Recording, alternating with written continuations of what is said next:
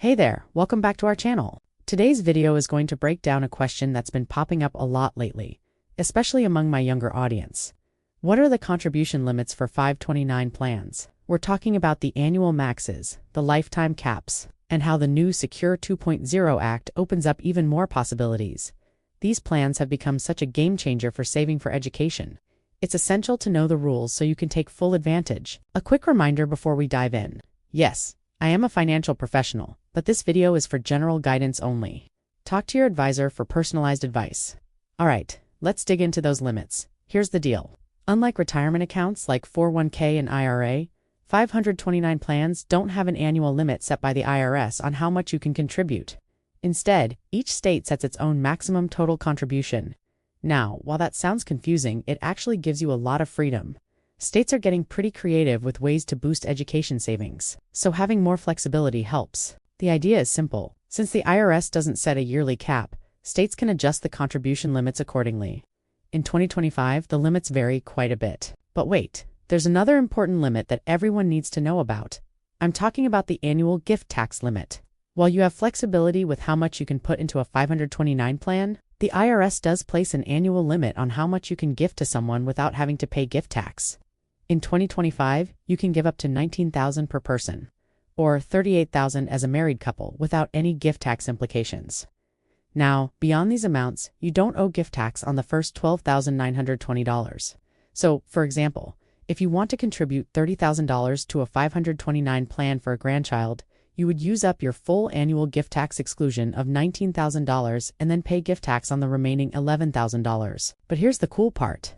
Families can use something called superfunding. It lets you front-load larger gifts to a 529 plan without incurring gift tax penalties. It's essentially a 5-year gift tax exemption. So instead of contributing $19,000 per year for 5 years, you can gift up to $95,000 all at once. That's $190,000 for a married couple. The IRS will just consider it as if you spread out those gifts evenly over 5 years. Superfunding is a great strategy to ramp up savings quickly and let compounding interests work its magic for your beneficiary. And if you're wondering how long you have to use that superfunding, the answer is 5 years. After contributing to a 529 plan for 5 years in a row, you can start superfunding again. So what if the 529 funds aren't needed for education? Well, in the past, any withdrawals not used for qualified expenses would trigger income taxes and a 10% penalty. But thanks to the Secure 2.0 Act, there's now a solution. Beneficiaries can roll over up to $35,000 from a 529 plan into their own Roth IRA, tax and penalty-free. Of course, there are some conditions. The account must have been open for at least 15 years. Contributions must be more than 5 years old, and the rollover is subject to annual Roth IRA contribution limits. In 2025, that means $7,000 or $8,000 if the beneficiary is age 50 or older. They'll also need to have earned income to contribute. But this provision is a game changer. Unused funds no longer have to go to waste. In a nutshell, 529 plans give you a lot of leeway in how much you can save for education, whether it's K through 12, college, or trade school. So remember, the sky's the limit when it comes to 529 plans.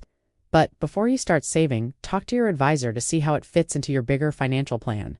Thanks for watching. If you found this breakdown helpful, be sure to like the video, subscribe for more financial insights, and share this with someone who's planning ahead for education. Let me know in the comments, would you consider superfunding a 529, or are you more interested in the new Roth rollover option? See you next time.